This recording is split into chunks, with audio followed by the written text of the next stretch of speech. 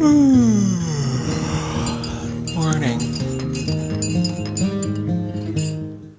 Good morning, CakeDrain Nation, and welcome to another episode of I Just Woke Up.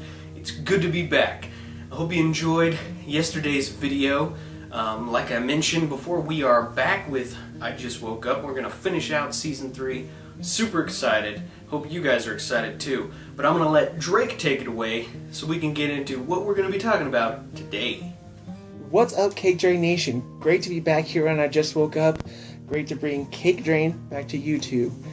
So, today we're talking about some of the upcoming slasher films and also what kind of we expect for the slasher genre, or what we'll expect from these films. I'm expecting a huge boom, another boom in slasher films. Maybe another full, maybe some returns of the old franchises. There's already a Friday the 13th. I'd love to see another Nightmare on Elm Street, some new ones like that. But what's promising is some of the modern slashers that have already come out, like, say, See No Evil 2, which is really well done, very creepy. About a year ago, Curse of Chucky came out. That was a kind of throwback a bit to the original Child's Play, but also referenced some of the newer ones that were there as well.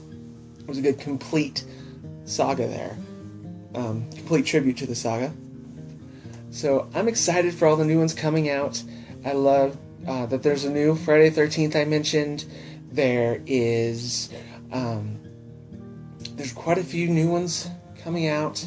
If you guys haven't checked those out, make sure you look those up. Rob Zombie's 31, which is a pseudo-slasher Halloween-themed film that I'm very excited about. I hear news about it all the time. So I'm expecting some big boosts for the horror genre, maybe even bring back some of these classic franchises, like Nightmare on Elm Street. Love to see a new Burning. If you guys haven't seen The Burning, it's a classic horror film.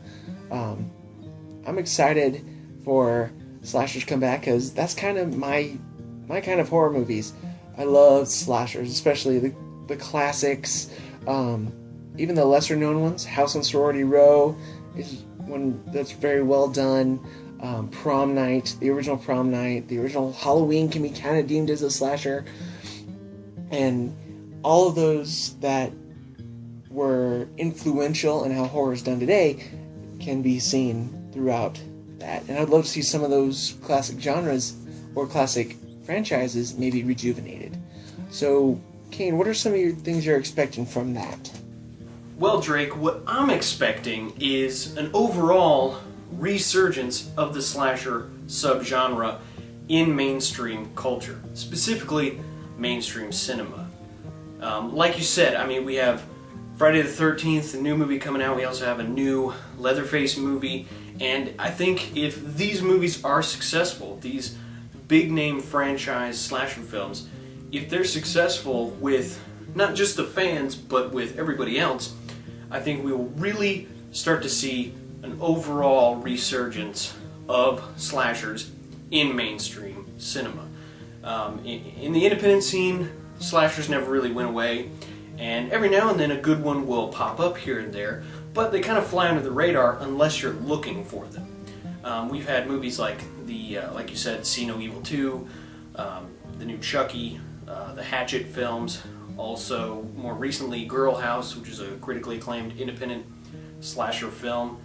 And but like I said, these kind of go unnoticed unless you're really looking for them. But in addition, we also have a lot of slasher video games that are coming out in the near future.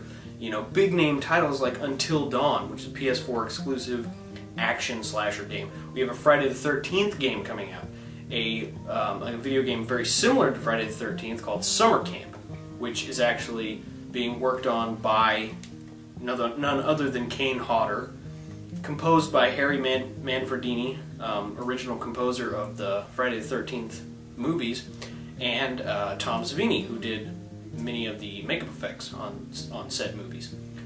And so we're already starting to see these little upcroppings of